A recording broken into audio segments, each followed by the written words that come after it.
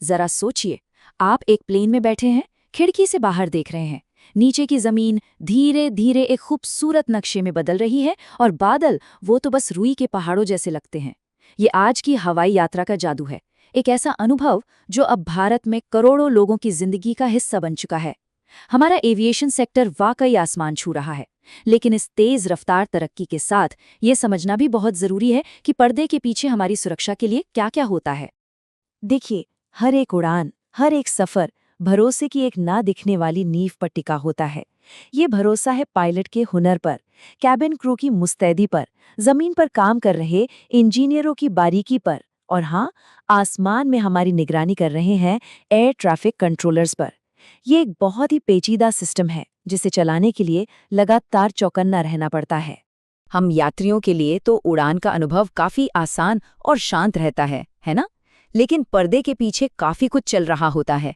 हाल ही में एक संसदीय समिति की रिपोर्ट ने इसी पर्दे के पीछे के दबावों की गहराई से पड़ताल की है। तो चलिए आज इसी रिपोर्ट के जरिए ये समझते हैं कि हमारे आसमान को सुरक्षित रखने के लिए असल में क्या जरूरी है। तो अब हम पैसेंजर केबिन के शांत माहौल से निकलकर उस दुनिया में चलते हैं जहां हर एक पल, हर एक फैसला बहुत मायने रखता है। हमारी ये पड़ताल शुरू होती है एयर ट्रैफिक कंट्रोल से, वो लोग जो आसमान में हमारे अदृश्य गाइड हैं। एयर ट्रैफिक कंट्रोलर्स की असलियत काफी तनाव भरी है। रिपोर्ट बताती है कि एक तरफ आसमान में ट्रैफिक बढ़ता जा रहा है और दूसरी तरफ उन्हें संभालने वाले क्वालिफाइड कंट्रोलर्स की लगातार कमी है। अब आप सोचिए, जब काम ज्यादा हो और करने वाले कम तो क्या होगा? नतीजा होता है थकान का जोखिम, जो हवाई सुरक्षा के लिए एक बहुत बड़ी चिंता बन सकता है। अच्छा, ये बात सिर्फ इंसानी थकान तक ही सीमित नहीं है। अब जरा सिस्टम से जुड़ी दिक्कतों पर नजर डालते हैं। रिपोर्ट में एक लंबी लिस्ट का जिक्र है, जिसमें सुरक्षा से जुड़ी ऐसी कई छोटी बड़ी खामियां हैं जिन पर अब तक कोई एक्शन नहीं लिया गया है। ये जो बैकलॉग है, ये असल में छोटे छोटे जोखिमों का एक ढेर है। अगर इन पर वक्त रहते ध्यान नहीं दिया गया तो ये मिलकर पूरे सिस्टम के लिए एक बड़ा खतरा बन सकते हैं। ये सिर्फ कागज पर लिखी कुछ बातें नहीं हैं, बल्कि ये असल दुनिया की वो चुनौतियां हैं जिन्हें फौरन हल करने की जरूरत है। अब हम बात करते हैं उस संस्था की जो हवाई सुरक्षा की सबसे बड़ी जिम्मेदार है, directorate general of civil aviation यानी डीजीसीए। यही वो संस्था है जो नियम बनाती है और उन्हें लागू करवाती है।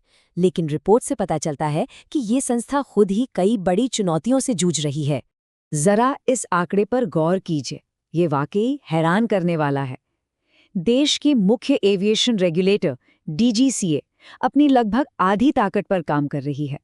मतलब सुरक्षा की निगरानी के लिए जितनी सीटें होनी चाहिए उनमें से आधी खाली पड़ी हैं। ये एक बहुत ही गंभीर स्थिति है। तो सवाल उठता है कि ये कमी आखिर है क्यों? इसकी जड़ें काफी हद तक हमारे ब्यूरोक्रेटिक सिस्टम में हैं। भर्ती का प्रोसेस बहुत धीमा और पेचीदा है, और तो और डीजीसीए के पास अपने फैसले लेने के लिए पूरी प्रशासनिक और वित्तीय आज़ादी भी नहीं है। नतीजा ये है कि रेगुलेटर इंडस्ट्री की तेज रफ्तार के साथ कदम से कदम नहीं मिला पा रहा है। तो इन सब चुनौतियों का हल क्या है? अच्छी बात यह है कि संसदीय समिति की रिपोर्ट सिर्फ समस्याएं नहीं गिनाती, ये पूरे एविएशन सेफ्टी सिस्टम को मजबूत करने के लिए एक तरह का रोड मैप भी देती है। समिति ने बहुत ही साफ और सीधी सिफारिशें दी हैं। पहली, भर्ती के काम को यूपीएससी से अलग करके एक स्पेशल बॉडी बनाई जाए जो एविएशन की ज़रूरतों को समझे। और दूसरी, डीजीसीए को पूरी आज़ादी दी जाए ताकि वो तेज़ी से और स्वतंत्र रूप से काम कर सके। अब बात करते हैं उन लोगों की जो फ्रंट लाइन पर काम कर रहे हैं। समिति का कहना है कि कंट्रोलर्स की थकान को मैनेज करने के लिए एक फटीग रिस्क मैनेजमेंट सिस्टम लागू किया जाना चाहिए, और साथ ही सुरक्षा से जुड़ी जो भी कमियां मिलती हैं उन्हें ठीक करने के लिए एक तय समय सीमा और एक मजबूत प्रक्रिया होनी चाहिए। यहाँ एक बहुत ही जरूरी कॉन्सेप्ट आता है जिसे कहते हैं जस्ट कल्चर। इसका मतलब है एक ऐसा माहौल बनाना जहाँ कर्मचारी अपनी गलतियों को छुपाने के बजाय बिना डरे रिपोर्ट कर सकें। मकसद सजा देना नहीं, बल्कि गलती से सीखना है ताकि भविष्य में उसे दोहराया ना जाए, क्योंकि डर का माहौल सुरक्षा के लिए सबसे बड़ा दुश्मन है। तो ऐसा जस्ट कल्चर कैसे बनाया जाए? इसके लिए सबसे पहले तो जानकारी देने वालों यानी विसल ब्लोअर्स को सुरक्षा देनी होगी। फिर रिपोर्टिंग को बढ़ावा देना होगा, और जब कोई गलती रिपोर्ट हो तो उसकी जड़ तक जाकर पूरे सिस्टम में सुधार करना होगा। समिति ने इसके लिए एक मजबूत विसल ब्लोअर प्रोटेक्शन फ्रेमवर्क बनाने की बात कही है। रिपोर्ट में एक और बहुत दूर की सोच वाला सुझाव है। भारत में ही विमानों के रख-रखाव, मरम्मत और ओवरहॉल यानी MRO सेक्टर को मजबूत किया जाए। इससे होगा ये कि हम विदेशों पर कम निर्भर रहेंगे और देश में ही रोजगार और स्किल बढ़ेगा। ये भी सुरक्षा को मजबूत करने का एक अहम पहलू है। तो इस पूरी चर्चा के बाद चलिए वापस एक यात्री के नजरिए पर लौटते हैं। अब हम ये बेहतर समझ सकते हैं कि हमारी आरामदायक उड़ान के पीछे कितना बड़ा, कितना जरूरी और कभी-कभी कितने दबाव में काम करने वाला एक सुरक्षा तंत्र मौजूद है।